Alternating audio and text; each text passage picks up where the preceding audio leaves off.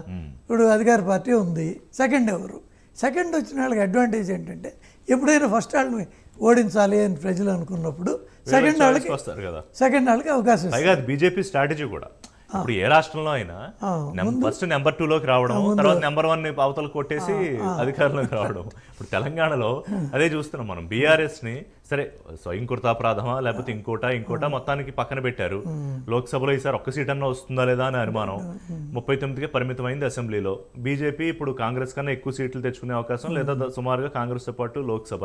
అంటే రేపు 2028 ఎన్నిక నాటికి it's like face of BJP versus Congress and BJP అధికారంలోకి రావాలని వ్యూహం. మరి తెలుగుదేశాన్ని సైడ్ చేస్తారా లేకపోతే వైసీపీ సైడ్ చేస్తారా ఆంధ్రప్రదేశ్? అంటే ఇప్పుడు సార్ శిరోమణి అఖిల దళ్ళు, శివసేన, నేను 10 పేర్లు చెప్తా, మీరు మిత్రపక్షాలని ఎట్లా క్రష్ చేశారు అనే విషయానికి వచ్చి. మాకు ఇప్పుడు చాలామంది మిత్రపక్షాలు ఆ మాటకు వస్తే టీడీపీ కూడా వాళ్ళు వెళ్ళిపోయారు 2019లో. సరే పొమ్మనుకుండా పెట్టారని బయట వాళ్ళు అనొచ్చు, కానీ ఆన్ రికార్డు వెళ్ళిపోయింది ఎవరంటే సరే ఆ రోజు 2005లో కూడా ఒకసారి వెళ్ళిపోయారు. కాబట్టి ఆయన చారిత్రాత్మక తప్పిదం అన్నారు. 2005లో పెట్టుకోవడం, 2014లో పెట్టుకోవడం. అందుకని మిత్రపక్షాలని మేము తప్పకుండా గౌరవిస్తాం. ఒకటి, దానిలో అనుమానం లేదు. 2, ఆంధ్రాలో డెఫినెట్గా మా బలం చాలా పరిమితం, అది ఒప్పుకోవాలి.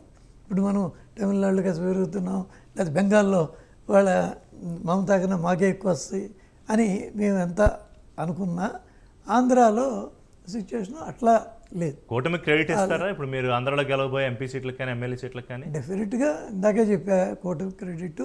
దానిలో ముఖ్యంగా పవన్ కళ్యాణ్కి is the man of the match. చంద్రబాబుకి ఇవ్వడానికి సిద్ధంగా లేరు అని కాదు, ఆయన చాలా కష్టపడ్డాడు, సాక్రిఫైస్లు చేశాడు. ఆయన తిట్లు తిన్నాడు, దెబ్బలు ఒకటి తినలేదు అంతే. ప్రజాస్వామ్యంలో ఉన్నాం కాబట్టి దానికి సిద్ధమయ్యారు. తిట్లు పడ్డాడు ఆయన, లేకపోతే అవమానాలు ఎదుర్కొన్నాడు, పర్సనల్ అవమానాలు ఎదుర్కొన్నాడు. పైగా ఇప్పుడు ఆయన అంటూ వచ్చి రాకపోతే టీడీపీతో that could be different picture all together. అసలు నల్లేరు మీద నడకైపోయేది జగన్మోహన్ రెడ్డి. పోటీ క్యాండిడేట్లు కూడా ఎత్తుక్కోవాల్సి వచ్చేది. మిగిలిన పార్టీలు అన్ని పార్టీలు, ఈవెన్ మా పార్టీలో కూడా వాళ్ళు నిలబడిన పెద్దలు. ఆవిడ నిజంగానే రజనీ గారు అంటే పవన్ కళ్యాణ్ కనుక మరొకలా ఆలోచించుంటే ఇప్పుడు 2019లో ఎవరికి వారే ఏమైనా తీరేలా పోటీ చేశారు. సరే మీరు కొంత కమ్యూనిస్టులు బీఎస్పీలతో కలిపి మీరు వెళ్ళారు. తెలుగుదేశం పార్టీ మొట్టమొదటిసారిగా ఒంటరిగా పోటీ చేసి దెబ్బతింది. నేను ఒక్కడే అని జగన్మోహన్ రెడ్డి ఎప్పుడు అంటారో ఆయన తంపింగ్ మెజారిటీతో వచ్చారు. కానీ ఈసారి ఆల్ టుగెదర్ కెమిస్ట్రీ మారిపోయింది పార్టీల మధ్య, ముఖ్యంగా చంద్రబాబు నాయుడు జగన్మోహన్ రెడ్డి కలవడంతో. లేకపోయి ఉంటే పిక్చర్ కుడ్ బి డిఫరెంట్. ఏమంటారు?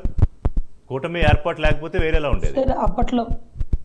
అప్పట్లో ఏం జరిగిందంటే సార్, ఆల్రెడీ 16-17 నెలలు జైల్లో ఉండి అవినీతి ముద్ర వేసుకున్న జగన్మోహన్ రెడ్డిని రాష్ట్ర ప్రజలు చూశారు. అప్పుడప్పుడే కేసుల్లో ఇరుక్కుంటున్న చంద్రబాబు గారిని చూస్తున్న తరుణం. అదే కరెక్ట్ మూమెంట్ అండి, జనసేన పుంజుకోవడానికి, జనసేన బలపడడానికి కరెక్ట్ మూమెంట్ అది. ఇదిరా టైం వచ్చింది అని అనుకున్న మూమెంట్ లో ఇలా ఆయన నిర్ణయం తీసుకుంటాడని కూడా ఎవరు ఎక్స్పెక్ట్ చేయలేదండి.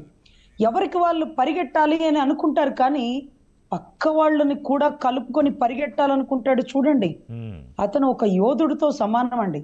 అన్నా మనం సింగిల్ గా వెళ్దాం అన్నా, 40-50 చోట్ల మనం ఈజీగా గెలుస్తామన్నా, అన్నా మనం ఒంటరిగా అసెంబ్లీలో అడుగు పెడతాం, ఎవరు పైన గెలిస్తే మనకెందుకు కన్నా, నెక్స్ట్ టైంకి మనం సీఎం అవుతాం, ఇది మన బలం, అసలు 40-50-60 ఈజీగా వచ్చేస్తుందన్నా అంటూ డబ్బు పెట్టుకోగల కడప నుంచి బలిజలు, కర్నూలు నుంచి కూడా చాలా మంది వచ్చారండి.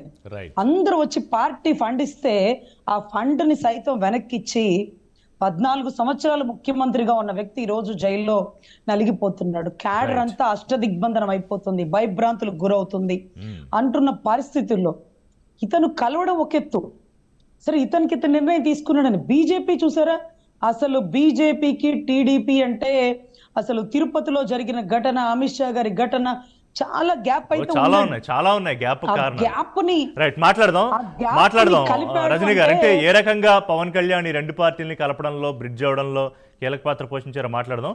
ఒకసారి ఇప్పటిదాకా వస్తున్న రౌండ్లకు సంబంధించి ఫలితాలు, ఓవరాల్గా ఆంధ్రప్రదేశ్లో ఎవరెవరు ఎంతెంత లీడ్లో ఉన్నారు, ఎంపీ స్థానాలు ఏంటి, అసెంబ్లీ స్థానాలు ఎవరిలో లీడ్లో ఉన్నారు అనే అప్డేట్స్ న్యూస్ రూమ్ నుంచి మా కొలీగ్ బ్రహ్మనాయుడు మనకి లైవ్లో రిపోర్ట్ చేస్తారు. Brahmanaidu, over to you. Rishi garu, Andhra Pradesh ఎన్నికలకు సంబంధించి